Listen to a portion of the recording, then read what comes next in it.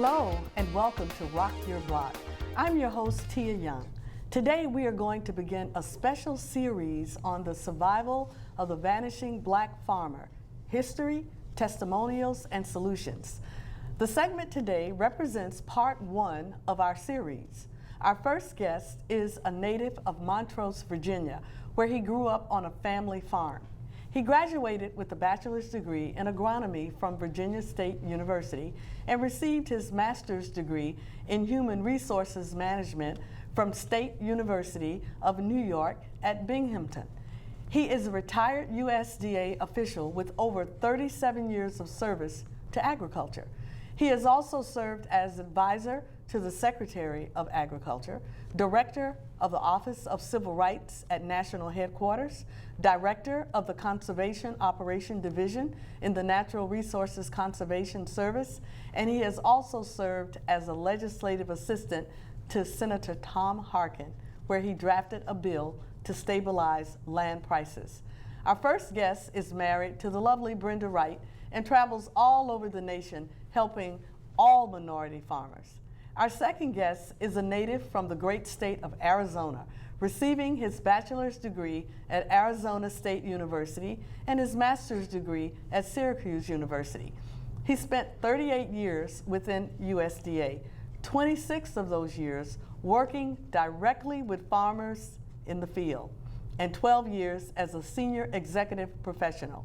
His work on the Civil Rights Action Team report, known as the CRAT report, opened his eyes to the challenges and injustices faced by African American farmers during the 1994 hearings across the nation. He is married to the lovely Christine Swenson, and they have 3 children and 3 grandchildren. He also travels the nation helping minority farmers. Ladies and gentlemen, please meet our guests today, Mr. Lloyd E. Wright and Mr. Rick Swenson. Hello, how are you guys? Hi. Very fine, thank you for having us. Well, thank you so much for being here today. I got about 20 questions, and I know we're not going to get to all of them, but we're going to get started. And I'm going to start with you, Lloyd. How large is the decline in black farmers in the USA? The decline in black farmers in the USA is about 96%. We have lost 96% of the farmers that we had in 1920. In 1920, 14.5% of all farmers were black farmers. Today, it's about 1.5% of the farmers. We had 926,000 farmers in 1920, and today we have about 33,000 black farmers. So Boy, it's been a alarming. steep decline. Yeah, that's alarming. Well, you know, you shared a table with me, and we're going to put that table on the screen right now. And if you could just share that with our viewers, what does that table mean? Well, I think the table will show the decline of black farmers and the extent to which they have declined. It'll show that in 1920, out of about 6.4 million farmers, almost a million of them, 925,000 were black. Mm-hmm. The decline of black farmers started in 1920, and by 1950 we had about 560,000 black farmers. And the greatest decline of black farmers occurred between 1950 and 1978, where we lost 500,000 of the black farmers. Mm. And then they have been declining in general ever since, until today we get down to where we have about 33,372 farmers, black farmers.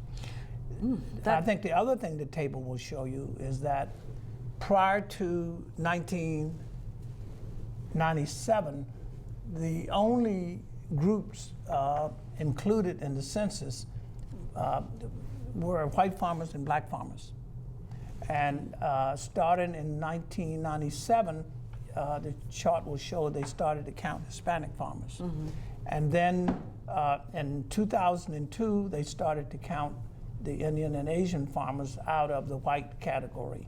And so by 2012, the chart will indicate that now we have 5 groups that we separate out in the census, but that's recent. That's recent. Yes. Okay, well, Lloyd, why do you think the number of black farmers have declined so in America? A number of things, in that probably it's unfortunate that the black farmers are located in the South. Most of the black farmers are below the Mason-Dixie line. Mm-hmm. And the services provided to farmers, usually provided through local offices and with committees determining who gets services and who would not. Blacks in general have not received fair treatment, and in the agriculture sector it was even worse. So the kind of services that would have been necessary or that were provided for white farmers was not available to black farmers. And so that's part of it. There's a number of reasons, but I would say one of them was that they never had the services provided. Right, right. Yeah. Well, Rick, I would ask you a similar question. You spent over 12 years on the ground, boots on the ground, working directly with all farmers, and in particular with minority farmers. What is your take on why the black farmers are declining? Well, let me say, Tia, in beginning to respond to that my first exposure to this, as you indicated in the introduction, is with the Civil Rights Action Team report.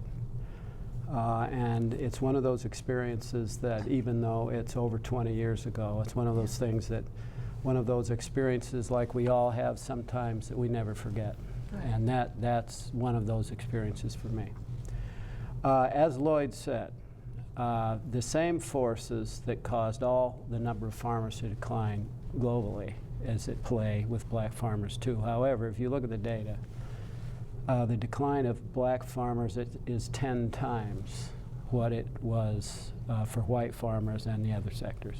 Mm. So it's difficult for a reasonable person not to conclude that there are other forces at play that were pressing on black farmers that were not pressing elsewhere. And those forces have to do with the lack inequities in assistance. Mm. And actually, and I'm sure we'll discuss this later, in localized areas, not everywhere, but in localized areas, the use of the programs as a disadvantage to black farmers. Is that a good way to put it, Lloyd? Yes, yeah, I would say so. Okay. Well, you know, I was about to. Oh no, go on. Go on. I would say that again, it's difficult not to conclude that the inequities in treatment are a major factor in the steeper decline of black farmers. Yes. Okay, I see. Mm-hmm. I see. Well, I was in listening to both you and Lloyd. The thing that comes to me is, are there not any programs that are available that would help minority and black farmers? Because I would imagine some of the other minority are having challenges too, but the African American challenge is a little different, I would say. There have been, over a period of time, a number of programs to help the poor, disadvantaged, small farmers. And if you go back to 1933, there was an Agricultural Adjustment Act that was passed to help farmers, primarily in the South, where the black farmers are located, because of low cotton prices. But an evaluation of that program indicated that the white farmers got help, the black farmers didn't. And then actually, many of the black farmers got out of cotton eventually and started to grow tobacco. But other programs, there was another program in '37, the Food Security Administration was set up to help small, poor, and minority farmers. But again, like all of the other programs run through the Department of Agriculture, they were administered locally with local committees. And at the point when these programs were set up and administered,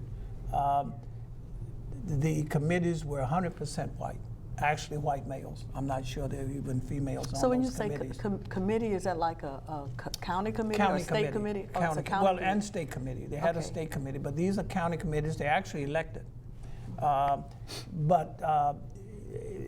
So these are blacks were not even elected officials? Elected county, yes. Officials, yes. Okay. But they administered federal programs at the local level. How can that be? And they do less now. Some of their authorities have been taken, but at one time, they made the decisions on who would receive funds and who would not.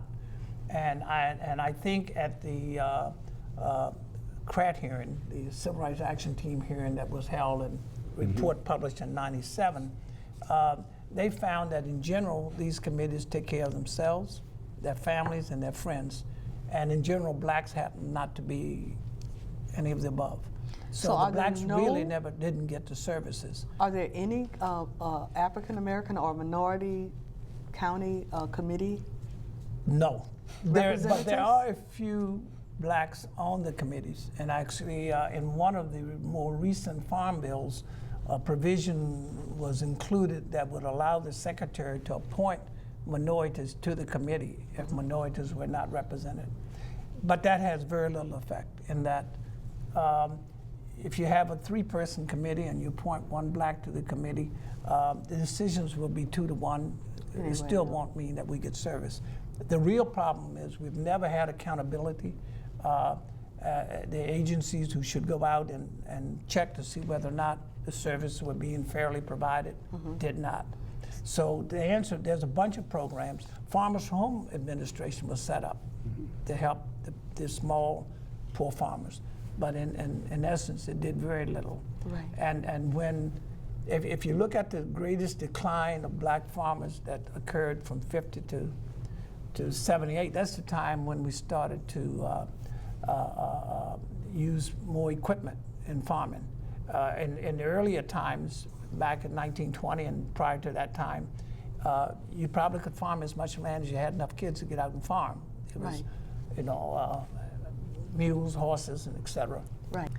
We're going to take a short station break, but we'll be right back after these important announcements. So don't touch that dial. How do you know? No cages, no crates, no tie stalls, no painful living conditions. How do you know? No hormones or antibiotics in feed. How can you know? Your choice is wholesome and humane.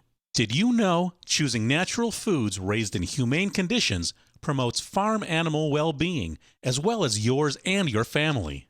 Choose Certified Humane. Certified Humane certification and labeling program assures customers that when they purchase products with the Certified Humane logo, those animals were raised healthy and humanely. When you choose Certified Humane, everyone benefits. For more information about Certified Humane and its benefits to animals, farmers, and consumers, visit their website at www.certifiedhumane.org. That's www.certifiedhumane.org. You are watching Rock Your Block with our special guests today, Lloyd E. Wright and Rick Swenson. Our topic is the survival of the vanishing black farmer, history, testimonials, and solutions. Lloyd, prior to the break, you were ending your conversation about programs and the county commission system. So could you complete that? Yeah. Well, I was saying that in the 40s, 50s, 60s, leading up to 78, when we had the large decline of black farmers, we went from using mules and mechanical harvest by people to machines, combines and tractors and et cetera. You needed loans to money to purchase the equipment, chemicals, improved seed, and loans were not available to black farmers. And even in cases where they received loans, they were controlled, managed loans, where the county office manager would control the loan and determine when the black farmer would get the money, what kind of seed and fertilizer and how much and et cetera. So blacks really never had 6.4 million down to just a little over 2 million, except that whereas the number of black farmers have declined 96%. Others have declined, like 35, 40%. And in fact, the number of white farmers was 85% in 1920, and now it's 95%. So gone up. actually the number, yes. So in spite of the fact that you got 3 other minority groups being counted in the census, Right. the number of white farmers have increased and black farmers have declined greatly. Wow. And it's because they didn't get program services. And some of us talk about the need for a program. You asked if there is a program. The answer is no, we don't have a program for black farmers. But some of the black farmers would like to see a catch-up program that would provide them with the services that were denied to them during the Great Decline, so that at least they can catch up. Yeah, that one. but we don't have a program for Wow, black that's farmers. something. No. Well, Rick, I want to ask you pretty much the same question to see if there's a different perspective, or if you can add anything to what Lloyd has said about the county system and with the programs. Yes, and I think, and what a little bit of the history, Lloyd in his remarks in the beginning referenced an Agricultural Adjustment Act, and that was the first act that, you got to remember that during the Depression, the value of agricultural land declined by 75%. And that's what farmers use as collateral to go to, so that threatened the food system of the country. So when President Roosevelt saw that, and he understood that there was a need to get money in farmers' pockets, so he devised a system that was pretty top-down.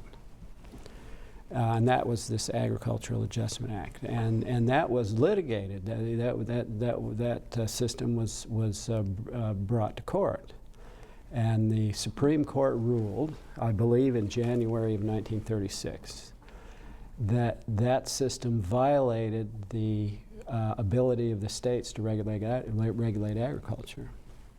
So there had to be a system whereby the national policy to boost the agricultural economy had to be brokered locally by some non-federal entity in the administration of those programs. So if you take a look at the 2 primary field agencies, who we now know as the Farm Service Agency and the Natural Resources Conservation Service, each of them have a mechanism for doing that. With the Natural Resources Conservation Service, it's actually a political subdivision of state government that does that. Okay. In the case of the Farm Service Agency, it is a federally funded entity that is not recognized as a federal agency by the law. And it's called locally, we refer to it as the county committee. Okay. In the books, it's referred to as farmer elected committees. Now that system, in terms of assuring that we have a cheap and stable food supply, has worked very well. There isn't any question about that. However, in localized areas where you have a local ethos that does not see the need to make sure that all farmers, regardless of race or gender or whatever, receive equal treatment, then that can be used as a disadvantage to farmers in localized areas, and that's in a generalized way what we've seen, and as the result of and the result of this has been this almost catastrophic decline in the number of black farmers that we have in the United States. Would you say, Lloyd? Yes. The Farm Service Agency and the NRCS agency, do they work well together? Are they working to try to resolve some of the problems, since they both have some power? It looks like maybe the Farm Services maybe has a little bit more power. Is that right to say? I think it's fair to say that they're working better together now. They are? Okay, that's yes. good. But I think we're looking at like almost closing the door once the horse is out. And that if the number of farmers have declined from 925,000 down to 33, it's a little difficult, and we might lose many of the rest if something is not done. But yes, I think they work better now together, that's good. and That's there's a little good bit to know. more oversight, not adequate, but some. Okay, that's good to know. I would say. Oh, I'm sorry. No, Tia. go on. I would say that while they're working better together, that improvements could be made in the outreach part of it. Absolutely. definitely, And in some states and areas, they do a pretty good job of outreach. In others, it could be a lot better.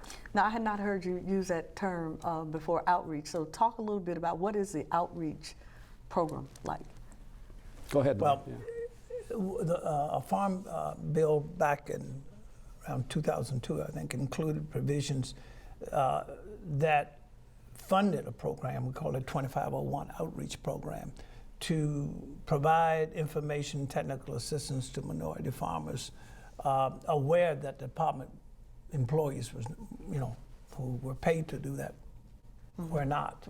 And so that program, those funds, not very much money available, I think is like $10 million, spread across the country to community-based organizations in the 1890s, universities. Did you say 10 billion? 10 million. Oh, million. No, I was going to 10 say million. 10 billion. So it's not enough to make a difference. Okay. But that is available to do outreach, trying to inform minority farmers of programs available and give them some assistance on how to apply and use these programs. But it doesn't But give it's them so money. small, it's, Right, it's, they don't it's very give the inadequate. farmers money. Right. No, Okay. no money. So it's just No. technical. Information, not Information even and technical, education. not even technical Okay, assistance. so just information on that end. Well, both of you have given quite a few statisticals, statistical information on the real loss of wealth of black farmers. Can anyone find this information? Is it adequately documented, the real loss of wealth in the black farming community? I would say no, it's not. In 1982, the U.S. Commission on Civil Rights published a report called The Decline of Black Farming in America. That may be the most comprehensive report on the federal government's role in the decline. And in that report, they recommended or basically stated that if the Department of Agriculture didn't change its ways and take measures, that by the end of the century there wouldn't be black farmers. So that report, a lot of the statistics that I've used here today came from that report. And another report that provide some information on what's happening to black farmers was the Civil Rights Action Team report, the CRAT report. That was published in 1997 and documented that not much has changed since the 82 report or any of the others. So there have been a few things in between, but no. To answer your question, the answer is no. And then in the last Farm Bill, 2014, a provision to create a social disadvantage policy center, research and policy center, at one of the 1890 schools. And the 1890 schools are the black land-grant schools. Okay. They exist in 17 states. The 1862 are the white land-grant schools.